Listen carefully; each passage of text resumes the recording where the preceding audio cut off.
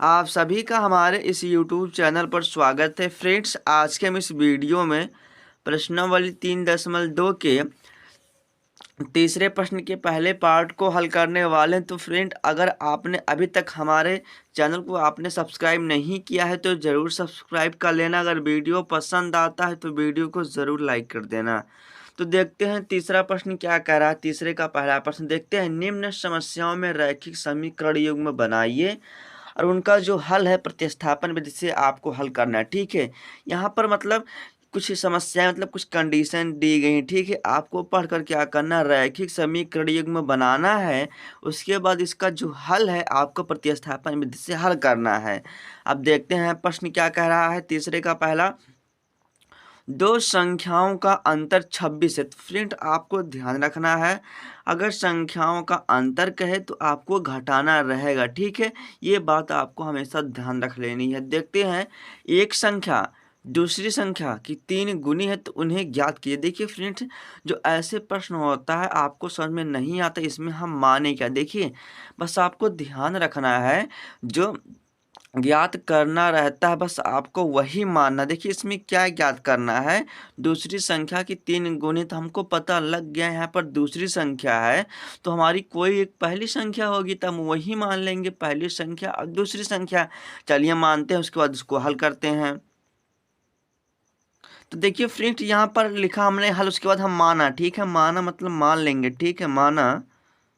ठीक है, मानने में क्या जाता है, ऐसे प्रश्न में आपको मानना ही मानना पड़ेगा। माना पहली संख्या, जो पहले फ्रेंड्स पहली संख्या हम लोग क्या करेंगे, उसको x मान लेंगे। ठीक है, माना पहली संख्या। फ्रेंड्स, आप x के स्थान पर कुछ भी मान सकते हैं। ठीक है, कोई माने नहीं है कि हम x ही माने। ठीक है, x है। अब देखते हैं जो दूसरी संख्या, तो चलिए हम दूसरी संख्या क्या करते हैं, y मान लेते हैं। दूसरी संख्या,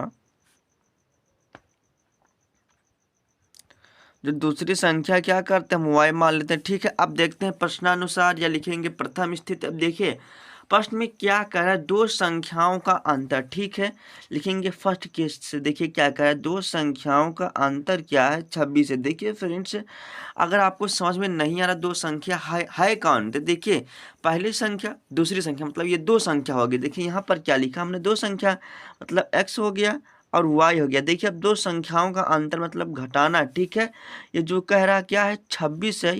ये हमारा क्या हो गया, यहाँ से पहला समीकरण प्राप्त हो गया। ठीक है, अब देखिए दूसरे केस में क्या कह रहा है उसको देख लेते हैं। अब वहाँ यहाँ से देखते हैं दूसरा केस क्या कह रहा है।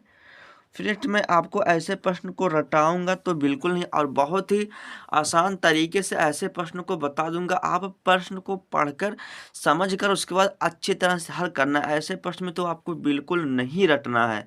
अब कह रहे एक संख्या दूसरी संख्या की क्या है, 3 गुनी है। जो एक संख्या है दूसरी संख्या की 3 गुनी है, तो इसमें दूसरी संख्या क्या हमारा y है ना। देखिए y है, तो यहाँ पर y हो गया, और कह रहा 3 गुनी है, और कह रहा है एक संख्या। तो एक संख्या हमारी कौन सी बच्ची, x है।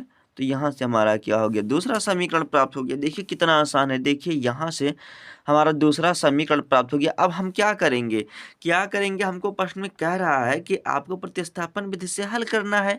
तो हम क्या करेंगे, समीकरण 1 या समीकरण 2 से x या y का मान निकाल लेंगे। तो चलते हैं हम समीकरण 1 से, उसके बाद क्या करते हैं, यहाँ से x का मान निकालेंगे। तो लिखेंगे समीकरण 1 से। अब समीकरण 1 से, ठीक है, समीकरण 1 से। अब देखिए समीकरण 1 क्या चलेगा, एक बार यहाँ पर हम लिख लेते हैं। देखिए क्या है, x माइनस वाई बराबर क्या है, 26 है। तो x बराबर हो जाएगा 26, y इधर आएगा प्लस का हो जाएगा। तो ये क्या हो जाएगा, हमारा तीसरा समीकरण प्राप्त हो जाएगा। ठीक है, अब लिखेंगे हम समीकरण 3 का मान समीकरण 2 में, मतलब x का मान समीकरण 2 में रखने पर ऐसा कि, क्योंकि यहाँ से में क्या होगा, क्योंकि देखिए हमने x का मान समीकरण 1 से निकाला है। ठीक है, तो जब x का मान हमने निकाला उसको समीकरण 2 में रखेंगे। तो चलिए लिखेंगे x का मान, समीकरण आप 1 में नहीं रख सकते क्योंकि आपने से 1 से निकाला है। तो लिखेंगे x का मान समीकरण 2 में रखने पर, चलिए लिखते हैं x का मान समीकरण 2 में रखने पर।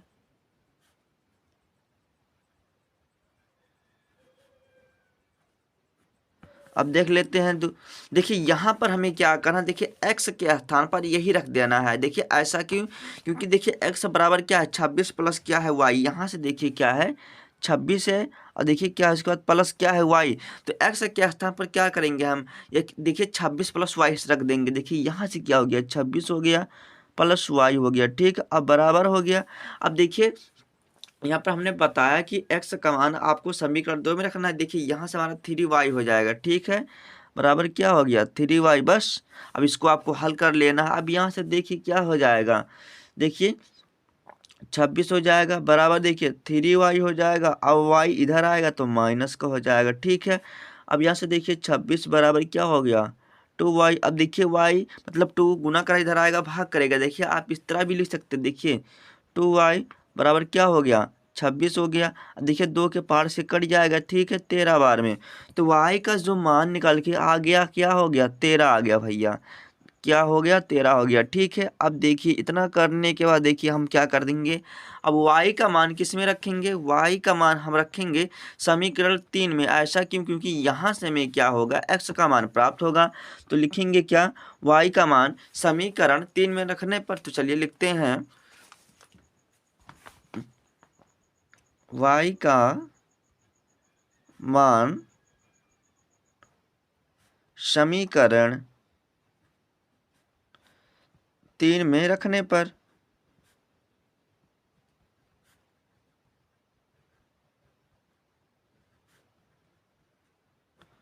अब देखते हैं जो हमारा तीसरा समीकरण है, एक बार यहाँ पर लिख लेते हैं, ठीक है। उसके बाद हम मान रखते हैं। देखिए यहाँ से क्या होगा x बराबर क्या है 26 है प्लस क्या है y है। अब देखिए x बराबर क्या हो जाएगा 26 हो जाएगा प्लस y का मान क्या हमारा 13। अब देखिए यहाँ पर आपको जोड़ देना। देखिए 6 3 क्या होता है 9 होता है, 2 1 क्या होता है 3। अब देखिए यहाँ पर क्या होगा हमारा x का मान क्या निकल के आ गया 39 निकल के आ गया, ठीक है।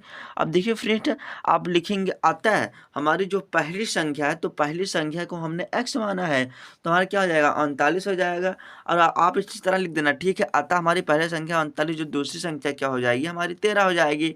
अब देखिए मैं आपको इस प्रश्न का क्या करता हूँ, आपको प्रूफ भी दिखाता, मतलब सही है कि नहीं, ठीक है। अब देखिए कह रहा दो संख्याओं का जो अंतर है, ठीक है।